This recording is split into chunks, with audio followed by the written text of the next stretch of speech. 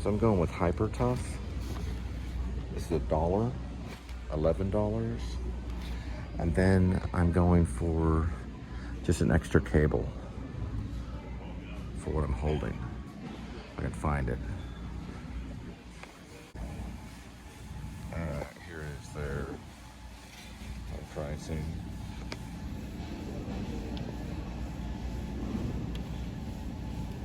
$5 feet. It looks like it is that one.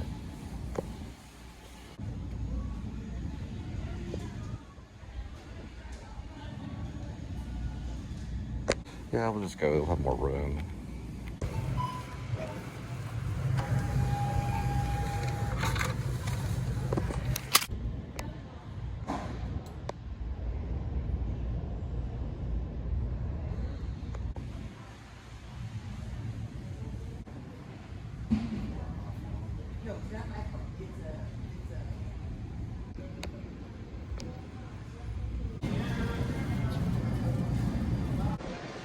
Yes, hello.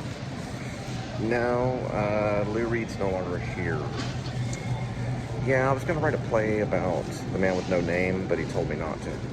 The David guy that shot the Beatle guy, lead singer. Not the Beatle guy, but the other guy. Decided not to write the play on that one. But I was gonna do it. But Jared Leto took the movie. They lost money for it. All right, I'll talk to you later. Okay, well, I appreciate it. Okay, well, I don't do autographs with the phone. Okay, thanks.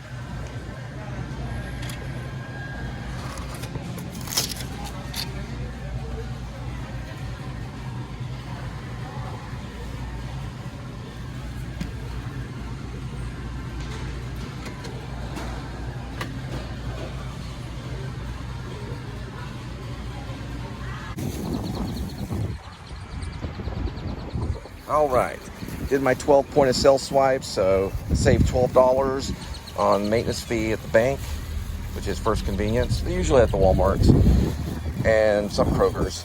And got myself a wall charger on rollback, and it's an actual Apple accessory. So I think it was like, I don't know exactly how much, I think it was like 12 or something, but I needed these because they have a good charge, and it's accessory, and it's USB-C. Whoops, got the wrong one. USB-C is for something else. So we'll go and exchange it for the one that we need, which is the old school. All right, so basically what I do is do cash back. This one is actually $4.88, and the other one, which is micro C, that one's, I think it was like 14, so I'd be saving like 10 bucks. All right, so this is actually what their exchange. It'll still work on a wall unit and what I'm trying to do. So how did Bradley Cooper, well, listen, they don't let anyone in the New School University, ASDS, Actor Studio Drama School, unless you're a genius. They're all predecessors. We're all peers. We're all cohorts. I'm cohort 8.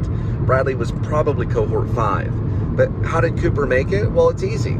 He was a Georgetown English major. Very important. It's very important. English is very important. You can write your way into anything. Look what Matt Damon did. Matt Damon and Ben Affleck both wrote their way into Hollywood, basically. They were pretty good actors, too. But they could have just been average actors getting small roles. But they're also actors. Now, let me explain. What he did was he was at Georgetown studying English, decided he wanted to be an actor.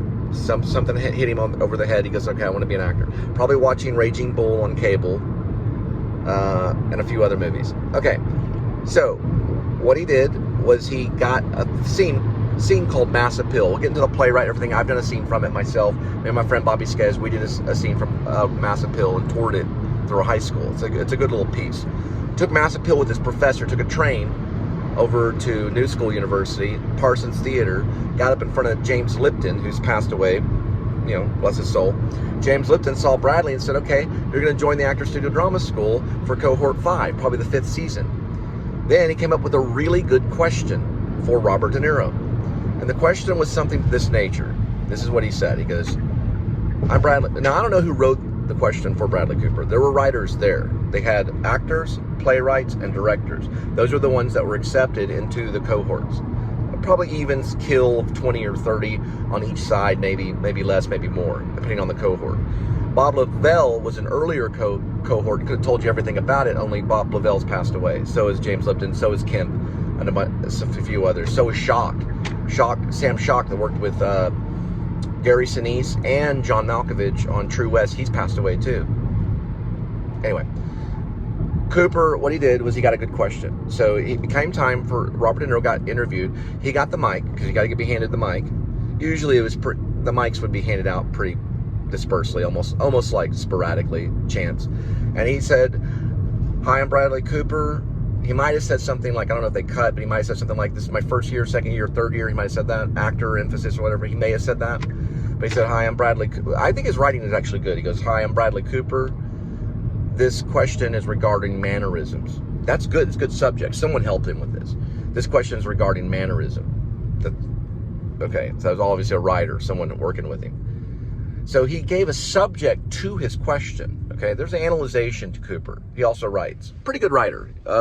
He wrote it's like a remake, a revision of Kaufman's, Kaufman and Moss, Star is Born, which was done in several movies. The same guy that directed, it's the same guy that wrote Kaufman and Moss. They wrote The Man Who Came to Dinner and those kinds of comedies and stuff. They also wrote screenplays and movies, like in the screwball comedies kind of thing, and they did a thing called Star is Born. He did a remake of that. It was pretty good writing. So he goes, "Hi, I'm Bradley Cooper. This is regarding mannerisms." It's really regarding behavior, but he was learning. Mannerisms is probably something he learned in theater history or something like that. He didn't say that, though. This is Bradley Cooper. This is regarding mannerisms. Now, I know when you did Awakenings, you studied some of the patients and stuff, and there was a time where he was going to ask you to go to the park. The doctor, Robin Williams' character, was going to ask you to go to the park, and you did something where you kind of rubbed your eyebrow, and I was just wondering if that came out of instinct or was something like more like planned. And Robert De Niro responded with a good question, and that made him $170 million eventually. Now, what would I have done? Mine would have been more method. I probably would have talked about Taxi Driver, but here's the thing. Awakenings is a good choice. I know, you're from New York. Awakenings is a good choice. It's a solid movie for De Niro. But that's not what De Niro did, okay? What De Niro did is not rub the eyebrow. What he did was this. Okay, you got to rewatch the movie, Cooper. Cooper probably did. What Cooper did was good writing because it's a general question. Okay, instead of miming it and showing him exactly what he did. Yeah, I know, I'm not going to hit you. What he did was he said he did do this. So he did rub the eyebrow, okay? But that's not what De Niro did. De Niro did this. What that comes out of is actually a gesture, because I've observed it myself. It comes out of neurosis, and it's not a theatrical convention, so it's not a gesture that people are aware of. It's a hidden gesture. You wouldn't call it pantomime, you call it a gesture, and it's hidden, and it's psychological, and it comes out of nervous energy. Now, some could argue, even Eli Wallach, which I talked to Eli Wallach, I had to shake his hand, could argue that maybe he was doing the cross sign, right? Because Eli Wallach does that in The Good, the Bad, and the Ugly. It's an argument, but he did this, okay? Which was, okay, so there's things that happen to you when you lose control of your neurosis. De Niro probably knew this. You do weird things with your tongue. Okay, yeah, we're all going. You can do weird things with your tongue, where the tongue starts to lose a little bit of control, okay? And you can do weird things with your hands when you start to lose control. It can come out of medication. Parkinson's has done it, and they're gestures that are informational gestures, okay? That's an informational gesture, or that's an informational gesture, or that's an informational gesture, right? Nonverbal is like this. That's a nonverbal. Nonverbal. Okay. So what does a nonverbal do? It reveals behavior. This is kind of a nonverbal gesture, or what we say a nondescript gesture, or a gesture that does not have reasoning, because he was dealing with irrationality. He was dealing with, you got to see awakenings, but he goes like this. It's really weird. Now I remember seeing that, and when I saw the movie, I thought, genius, because I was really studying acting at the time. And I am trying to mimic it when I played M, you know, the M thing. Okay, so there's a movie called M. It's with the guy that talks kind of like this. Well, I played him in a film class. And what I did when I was recalling what I would assume he's on trial and is like for murder, is I went like this. I rubbed the eyebrow like that when I was thinking, because the thoughts, it's got into my head kind of thing. That's not what De Niro did, but it was kind of from the eyebrow down. You know, it was like a trace, like a sketching. Very genius.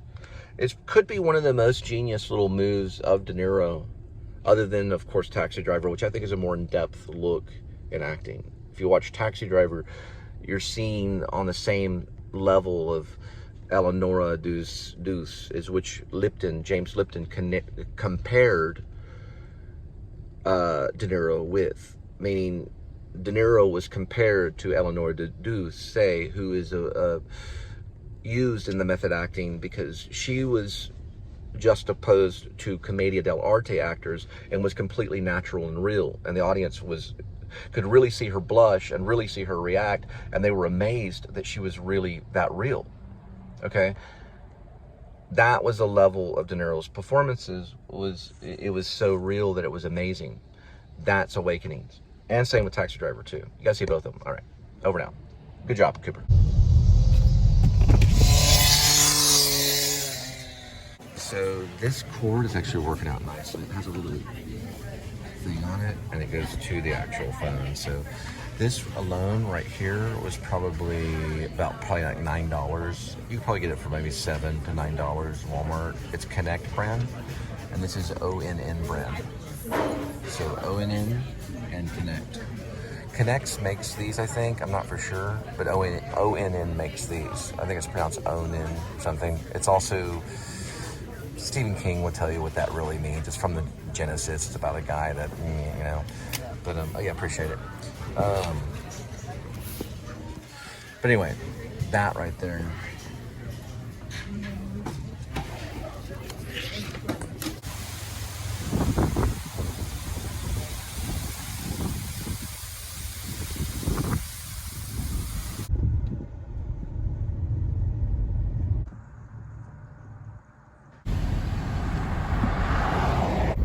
Best tacos in town, salsa limon. At least it's written in some of the food reviews. Also, we have Heim, which is right over that way. So Heim Barbecue is right past Robert's Cutoff.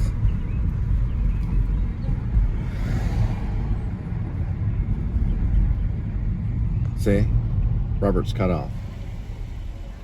It's a road.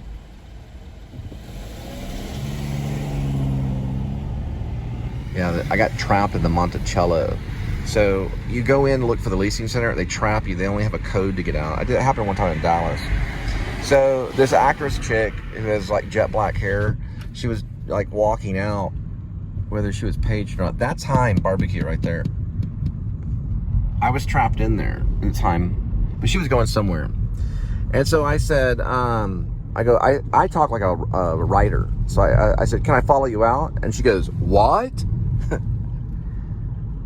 I said, can I follow you out? Because I got trapped in here. I was looking for the leasing center, but I'm up in the air. She goes, oh. What does that sound like? Can I follow you out? I wasn't saying like anything about eating. I was saying like, or, you know, the other F word. I said, follow you out. Can I fill you out? Can I make you like big and heavy set and then follow you out? She goes, what? And I said, can I follow you out? What? I don't know how she came. They always, listen, actors and writers, they meet in weird ways. Filmmakers too. But what the actor will do is they'll time it. I wonder how that happens. They get info or at like lunchtime. Because anyway, you can get the clues on what's going on. But I got trapped into the Monticello, meaning you go into the doors or where the gates, they're not doors, they're gates. Okay, that would confuse. So they're gates that open, but they're kind of like a door. Anyway, the gates open and they open like that. And then when you go in, they close and they don't open again. They're like, you can't press a button unless you have the code. It happened to me once in Dallas, and I was like trapped for a few hours until a maintenance guy let me out. Well, I saw the actress chick walk over this way. Okay, she had like jet black hair and she's doing the modeling thing or whatever. Well, when she got in the car, well, I had drove around. I said, oh, okay, here she comes. I was going to ask the maintenance guy who was working on something. Then I rolled like this way, and she was going the opposite way. So she rolled the window down because she obviously knew I was trapped inside. And I said, can I follow you out? And she goes, what? So she was always being joking. Here's another thing about her. You cannot talk that much like Jennifer Lawrence, because that's exactly what she talked like. Look at that thing right there. It's a little bat dog. So what that means is that if you sound too much like Jennifer Lawrence, it's going to be like next. Because Jennifer Lawrence sounds like Jennifer Lawrence. She wasn't trying to. So she has to try to like put on an accent, do something else. But I'd say looks wise, go for it, you know. I'd say Vogue magazine easily. Yeah, she shouldn't have any problems. Monticello looks cool though. But unfortunately, it's a little pricey. There's one that's another one. Look at this thing. Oh my gosh. Looks like a theme park. Village Hawks Creek. It's like compound / theme park right next to a Air Force base. And a B-52 is flying over that puppy. All right, the C-130, also known as Fat Albert's Blue Angels, United States Marine Corps. It's also called the Hercules. They use it for maritime patrol and a gunship. It's retirement, or it's on retired, meaning it's on display.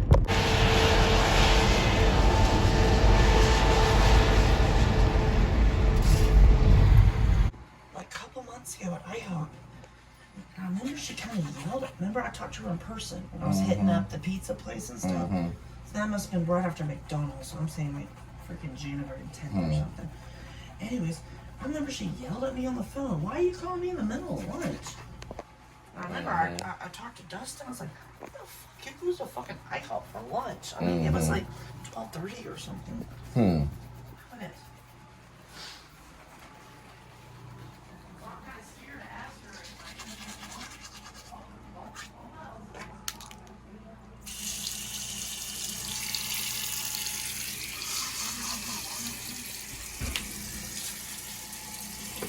Anyway. I don't know. She says 1 or 3. I'm kind of scared to call. It's a little too early to go hunt out other places because it is in the middle of lunch. Where's Kitty? I might be wasting time. You just walked by you. She walked by? Yes. She didn't strut by? Please. He sleeps out that box. Have some respect. Well, he doesn't care. You know me. Oh. Can't train you well enough. Well, here. There he is. Okay. You doing okay, Kitty? Everything okay? You doing okay? Good. Just hang tight.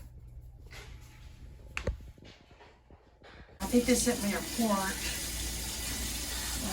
They do reports, and it's like different levels. Yeah, but did I take a picture of my phone or send it to my email? Just don't say anything about like Al Qaeda. Don't say anything like weird things about like the subways in New York. Don't say anything about fast food delivery. It should be fine.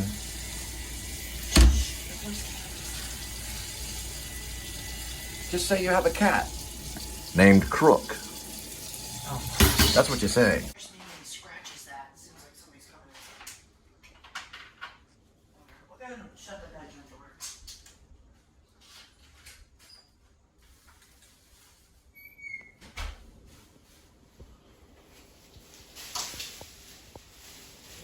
Taco Bell on Tuesdays and get their specials.